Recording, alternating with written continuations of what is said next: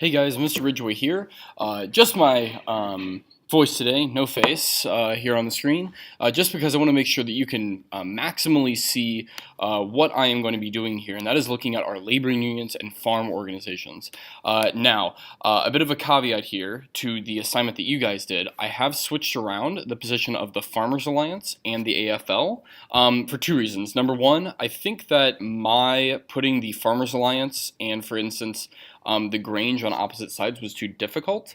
And then second, putting them, really the skill that was demanded with that and the comparisons that we can make really wouldn't be very illustrative here.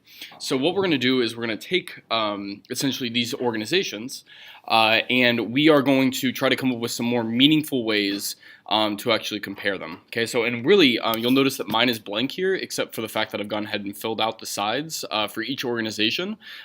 This information is all there in your sources. My purpose here is really to not only then mention some of these things as I begin to do my comparisons and contrasts, but really to look at the differences between those kind of larger perspectives on each particular labor union. Again, I have, just to be upfront with you, I have not done any kind of like thinking or know exactly what I'm going to say for these comparisons. So this is more kind of just like stream of consciousness. So you really are going to kind of hear my thinking here as I begin to go through these things. Alrighty, so here we go. So the first thing I'm going to do here is I'm just going to focus on comparing two things at once. And again, I'm not doing this with any kind of like mental preparation at all. All I've done is I've just put these around the border for basically definition's sake. Okay, so the first things let's deal with is the Grange and the Farmers Alliance, okay, because they both deal with farmers, which is an obvious thing that we could put. Okay, so centered on life of farmers. Okay, now that's pretty standard. I think if we're wanting to go for a more nuanced comparison, so I'm going to look here. So hated monopolies that railroads had, freight elevators, also tariffs. Most members are Democrats, women are highly active, sub-treasury plan, bottom-up organized, supposed to be secret, eventually morphs into populism, top-down, gives way to Farmers Alliance, hated monopolies, freight started as a social educational group. So if I really wanted to come up with a good comparison between these two, I'm going to say this. So yes, it's centered on the life of farmers, but it really engaged farmers in a world outside their farm. Okay? Because again, these people are living pretty rural lives on the most part, and engaging them in whether or not that's fighting against railroads and freight elevators, or getting them involved in the federal government owning railroads. Those are kind of bigger ideas that they're going to get involved in. Okay, cool. So let's shift over to the Farmers Alliance and the AFL. Actually, let's skip that. AFL and the Knights of Labor, because they go together. They're both industrial. So there's what we can say. So they're both focused on industry workers, okay, or industrial workers. So that's, again, an obvious comparison that we can make. Let's see. So reform, prefer boycotts to strikes, worker cooperatives, open to any, that should say, any race, color, creed, or sex, unskilled workers, eventually collapse associated with violence. Okay, goal, use strikes to achieve economic gains and better conditions. Only skilled workers not involved in politics did not engage with socialist anarchists. So if I had to look at both labor unions, I'm just really going to think about what are labor unions trying to achieve as a whole. I don't necessarily need to think about the Knights of Labor here or the AFL, but you can say this, trying to improve the life of workers. So they're both focused on the such as, and what are similar goals they want? They want shorter work days. They want better wages, better working conditions. Okay, so again, that's pretty much true of any labor union, and that's why that really works there for a comparison. Sometimes it's not about digging down like super deep to find something that they have in common. It's more just kind of like thinking about it from a large perspective. Alrighty, so these next two in the corner are going to be a little bit more difficult, so I've saved them next because we're getting more complicated. So the Farmers Alliance and the AFL. Okay, so if I'm looking at these two and I see, okay, bottom up, secret, women are highly active, most members are Democrats. So the thing is that they don't allow any white collar merchants, and the AFL did not allow any unskilled workers. So I'm going to say this: I'm going to say it's selective membership. Okay, now the Farmers Alliance, okay, did have there were black farmers alliances. Okay, and also there were and if you understand how the AFL is composed, it's the American Federation of Labor, which means it's made up of several unions. And so what I could do is to come up with a more kind of interesting comparison between the two, is we can say that made up of component parts. Okay? Because the Farmers Alliance isn't just one gigantic monolithic organization. As it says here, it's bottom-up organized. It's from everyday farmers who are coming together in each of their one areas, making their own Farmers Alliances. And that's very true here, where the AFL is based, it's lots of labor unions from individual areas or individual kinds of work coming together to make a larger union. Kind of like, like Optimus Prime and, other things that you can make from robots and that to go and destroy things. Power Rangers, that kind of thing. All right, Knights of Labor and the Grange. Okay, top-down organized, hated monopolies of railroads, freight elevators, also tariffs, started as a social educational group. Okay, reform, worker cooperatives, open to any race, color, creed, or sex. And the Knights of Labor also, one thing that I didn't put on here, but we could definitely use as a comparison, I'm going to say focused on more cultural, I don't really have a word for this, but squishiness is almost to say. So sometimes religion would be something that they were involved in. Okay, behavior is something they were also concerned with a little bit. Okay, and really just I would say the worker as a whole. Okay, concerned with workers as a whole. Okay, because we're saying they start as a social educational group. That goes beyond just what you're doing on the farm for the Grange. And then for these guys, because the Knights of Labor do have kind of like a religious bend to them, they're talking about stuff like worker cooperatives. Okay, that's a social and economic bonding. They're going beyond just them like working on the line or working in the field. Okay, so that's something we could say for them. Okay, so now we got to compare three of them. Okay, so let's do this one up at the top here. The Grange, the Farmers Alliance, and the AFL. Okay, so the Grange, centered on life of farmers, engaged farmers. So there's our comparisons for those engaged farmers in a world outside their farm. And then over here, we said it was selective membership and made up of component parts. And so here's where we're going to have to get kind of interesting and picky. So let's think. Farmers Alliance, Grange. World outside the farm, the AFL Farmers Alliance. And maybe what I'm looking at here and what I'm seeing and I'm thinking right now is that a lot of these are going to have very similar ones to the ones that we're going to drop in this all category.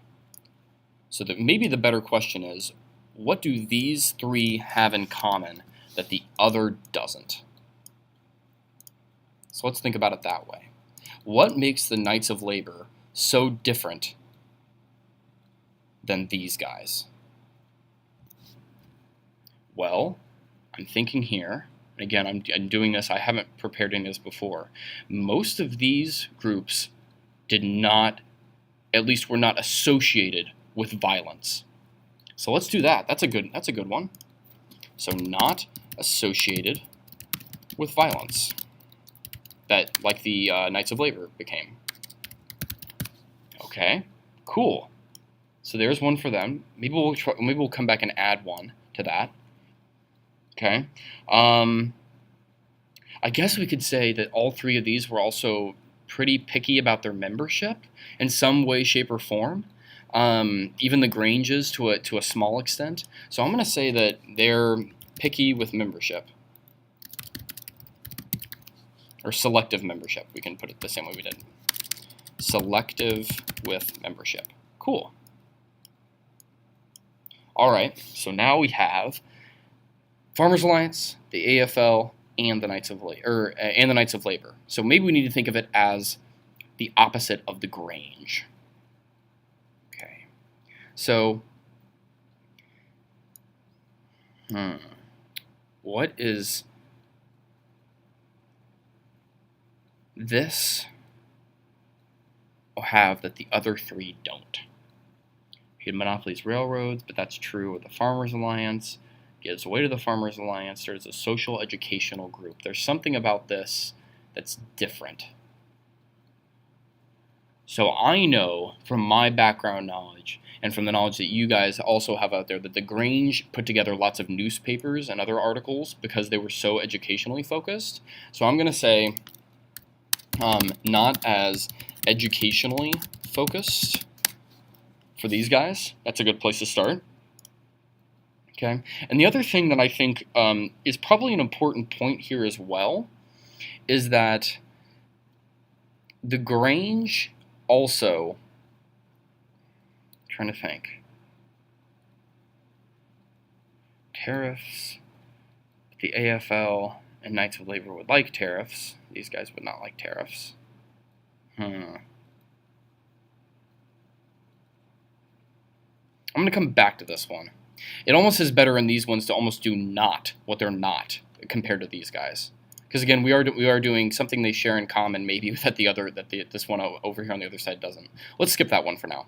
Okay, Knights, Grange, and Farmer, or in the AFL. Yes. Okay. So here, I think I've got this one already. I've kind of been thinking about this as I was working on the last one.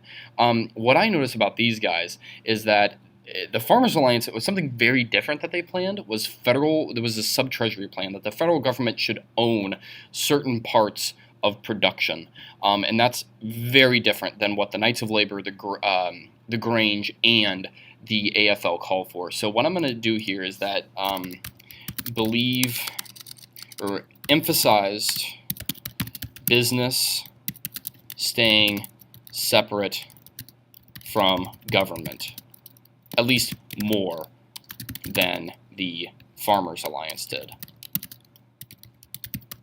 Okay, because if you don't really understand how radical this idea is by the Farmers Alliance, that the federal government will essentially do a crop lien system where farmers can get back, they can basically get a loan for their crops that they put in this treasury, this crop treasury, and then they kind of get it paid back and can sell it at the time that works best for them.